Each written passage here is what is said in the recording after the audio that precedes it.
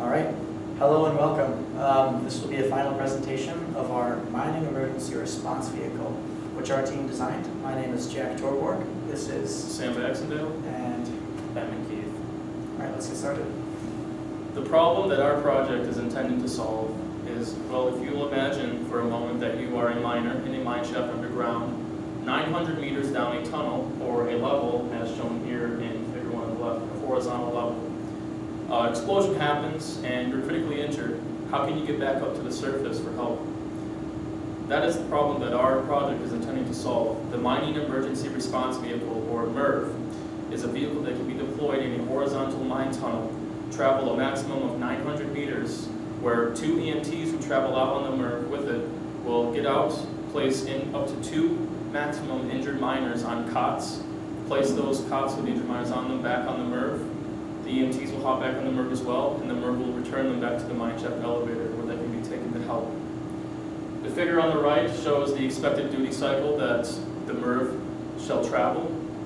As mentioned earlier, a maximum of 900 meters is the expected distance that the MERV must travel. So the first position jump that we're using in our duty cycle for this project is from 0 at the mine shaft elevator out to 900 meters down the tunnel, come back to the mine shaft, go back out to 700 meters, back to 0, 500 meters, and then back to 0 again. All right, so our team decided on 5 basic requirements for our model. It had to be able to stop at 6 predestined locations completely to let miners in and out, injured miners in and out, and to let the medical staff in and out to assist them. It had to be able to support, as you can see up there, an 800 kilogram mass, all the parts did without failure. Then one of the standards we found were for acceleration, which said that around 6.4 meters per second squared was the maximum acceleration that a people mover can experience safely. And then the last 2 requirements we had were seating for at least 2 medical staff and spots to attach 2 stretchers to assist the miners. This slide shows our MERV assembly and each of the MERV parts. And the top left is the completed assembly. On the front of the cart, you can see is a cutout, which is the seat. This is identical to the back. On top, there's another cutout. This is where the injured personnel will be in their stretchers and set upon. The next figure below that shows highlighted a red pinion gear, and the blue is the bracket that holds it. The pinion gear can be seen in table 2, right in the middle. It has 33 teeth, has a diameter of 250 millimeters. The bracket will be gone into more detail on the next slide. But starting at the top, the wheel was determined to be 500 millimeters in diameter. The axle at 37.7 millimeters. This was determined through the forces. Okay, perfect. So Inspire is used to guide our design of our bracket.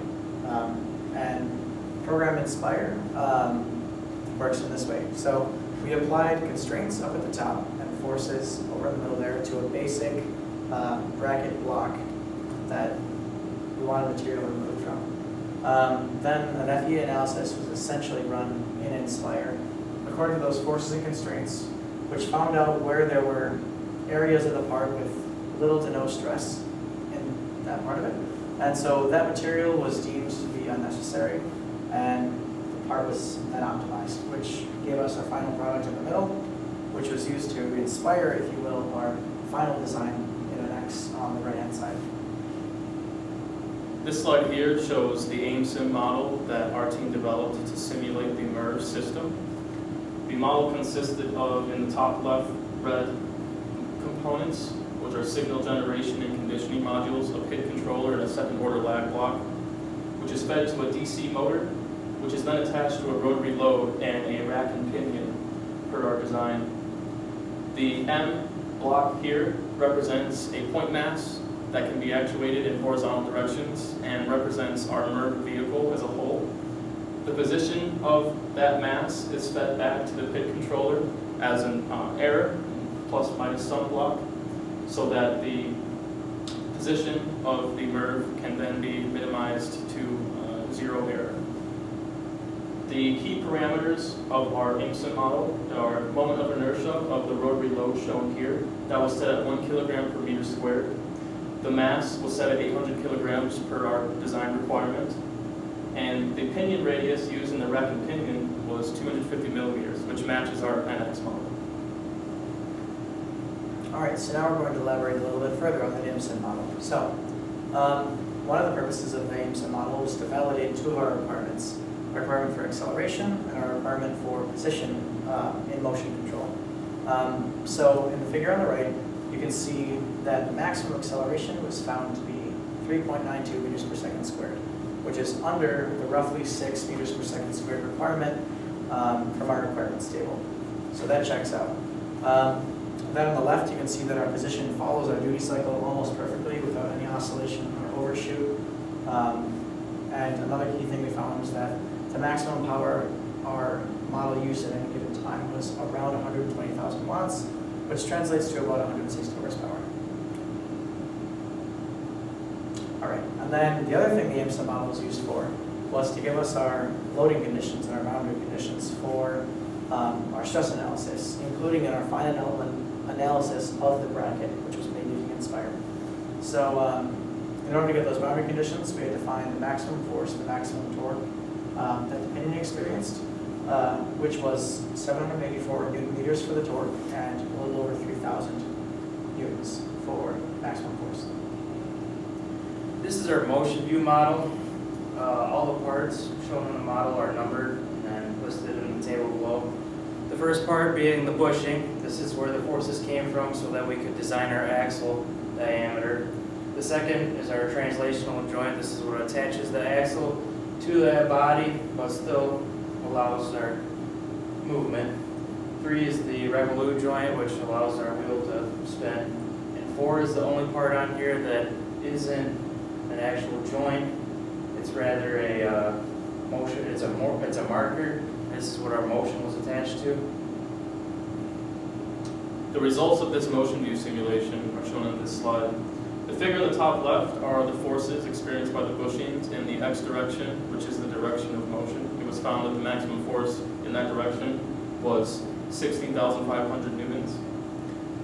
The figure in the bottom right is a plot of the forces experienced by each of the bushings in the z direction, which is the vertical direction normal to the cart. The maximum force in the z direction was found to be roughly 2,600 newtons. Although force is not a direct requirement, a lot of these results do make sense and are expected. For example, the plot shown here of the z direction force experienced by the bushings. When not moving, the cart is not in motion, the force will statically sit at just under 2,000 newtons. Considering that our cart was designed with a mass of 800 kilograms, if we multiply that by gravity, 9.81, and we divide that by 4 for each of the bushings, we're sitting at just under 2,000 newtons. All right, now we get into the FEA analysis, or the finite element analysis, of the bracket that we made in Inspire. So the analysis was set up in almost the same way that the part was made in Inspire, where it was constrained at the top, where it would be welded to the cart, and forces were applied in the middle hole there on the bottom. Using this finite element analysis, we were able to find out that, as you can see in the figure on the right, our maximum stress was around 5 megapascals. This was well below the yield strength of the material, which we chose to be steel, at around 240 megapascals. So you could say that the part was over-designed material-wise, but since our bracket is already extremely small, we figured the cost of the extra material to be almost negligible. To wrap up our presentation, our team has concluded that the results from our motion view, AIM-SIM, and HyperMesh models has provided confidence in the feasibility of our MERV design. We did find that the results of these models did meet all of our project requirements, whether those were imposed by a standard or were self-imposed by the team. The recommendations that we have for this design moving forward is, one, that a suspension system be added to the motion view model or the model itself so that riders on this cart will have a more comfortable and smooth ride. And number two, some of the key parts, such as the brackets as shown on the previous slide, the wheels, especially the body, can definitely be made more lean and optimized as far as material is concerned to save cost. Are there any questions?